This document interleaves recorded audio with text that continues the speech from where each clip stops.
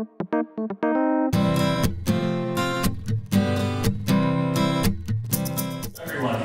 my name's John, and along with Penny and Roman and a whole bunch of other people around theology at the pub. Okay, welcome to Theology at the Pub. Our speaker tonight is Reverend Stephen Ames, who's just over to my right here. He has been an Anglican priest for over 40 years. 40 years. For all 40 years. Maybe a couple of days over, but not one over. And he's the he's the canon of St. Paul's Cathedral, and so we expect this talk to pack a real bang. Alright. Penny told me not to say that to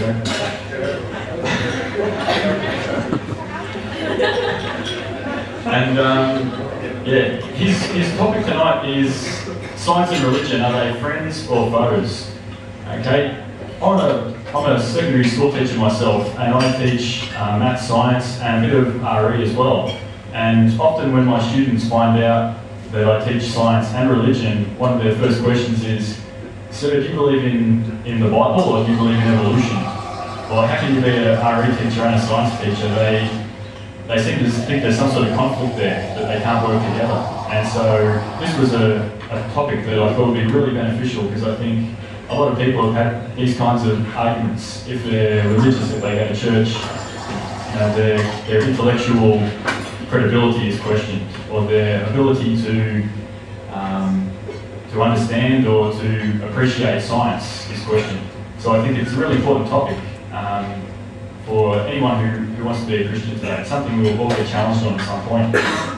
And when I thought of this topic, someone had mentioned to me that they heard Father Ames talk at Melbourne University a few years ago, and they said he was fantastic on this topic. So I got on the phone, and it turns out he's extremely well qualified to talk in this area, as well as his undergraduate honours degree in theology. He's gone on to do a PhD in physics and another one in the philosophy of science, which I thought is great, because for once I don't feel like the biggest nerd in the room. He told me it was okay to say that. He lectures in history and philosophy of science and God and the natural sciences at Melbourne University. And without any further ado, I'll hand over to Reverend Stephen Ames, who's going to talk to us about science and religion.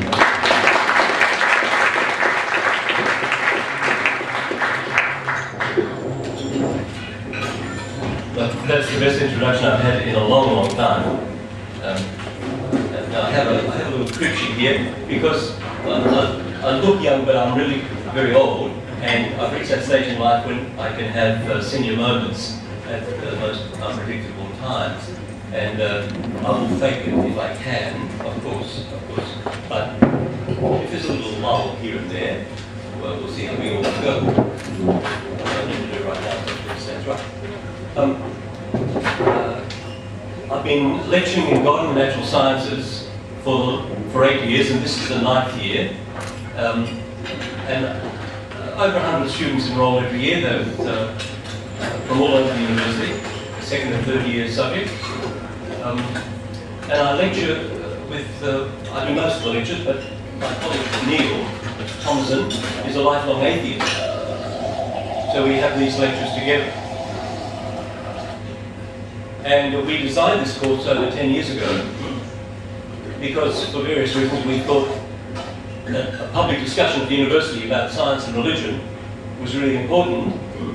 As an atheist, his motivation was that he was appalled by the kind of arguments that atheists made often in public about religion. And so he wanted to hold up the atheist side of this thing rather better than he felt many people were doing. So we've been doing this now. This will be our 9th year. God and the Natural Sciences, so my speaking to you comes out of this experience. I should say that 40% of the students that roll up are committed atheists. 40% are committed to a religious tradition, mainly Christian, but with some Muslims, some Buddhists, some Hindus. 20% are agnostic. You should understand that this is a fairly vigorous conversation that we get into. Because in the first lecture, when we've introduced ourselves, said who we are, Neil says the following. All you agnostics and you religious people, I'm here to tell you that you should be atheists. And here's the reason why. And then he tells them. Right? And I'll have to mention that now. He says, well, look, since Darwinian evolution shows us the way that life came into existence by such a painful, death-dealing, violent, and he goes on and on, method, no halfway decent God would create a world like that. No God that was wholly good would create a world like that. So all you atheists, all you religious people, you agnostics, you want to come over here, join the atheists. So we will use a cheer for that. Some are taken aback by the vigorous, or the, what should I say, upfront. Day one, we're, 15 minutes into the lecture, and at least almost 60% of the lecture, people in the lecture are wrong, move over here. Gets us all going very well. But he's quite serious. So I might say something about that tonight. The theme, well, can science and religion be friends or foe? Well, Jonathan's a living example of friendship. I hope to portray that, and many other people are as well. In the lectures, our theme is the changing relationship between science and religion from medieval times up to now. And the science we're talking about is the science that got going in the 16th and the 17th century in Western Europe, a situation that was saturated with religion, Christianity in its stage divided, saturated with religion, and all of the leading lights that were promoting the new natural philosophy were all devout, seriously devout, people who dedicated their scientific inquiry to the glory of God and to understanding God from God's handiwork. This is not always well acknowledged by atheists. On the other hand, if you think about science today, the reaction of the students that you're talking to is fairly common. Because the natural sciences, if they connote anything in this area, give the impression that really the worldview is atheistic and materialistic. That's what goes with natural science. And if you're into that, you can't be into religion. So part of our story is, how did this come about? How did this transition happen? From a scene that was where science began in a context that was saturated with religion, where the leading lights were all seriously devout, and so on and so on. How did this transition come about to where we are today?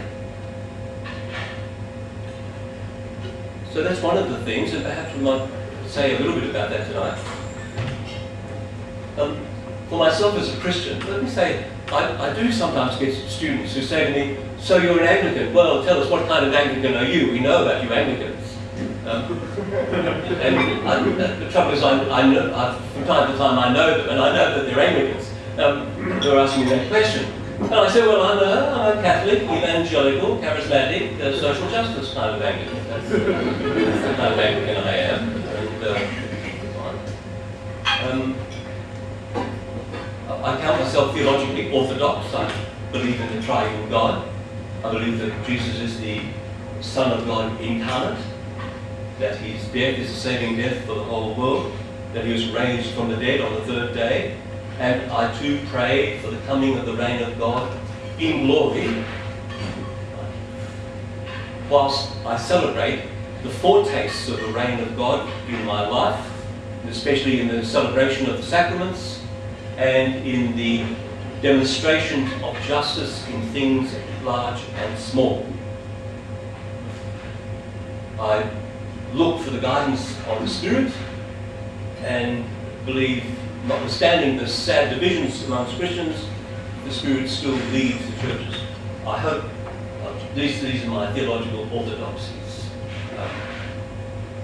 I have to say this in the lectures because not everybody thinks that Anglicans necessarily believe all of that. So, and some don't, that's for sure.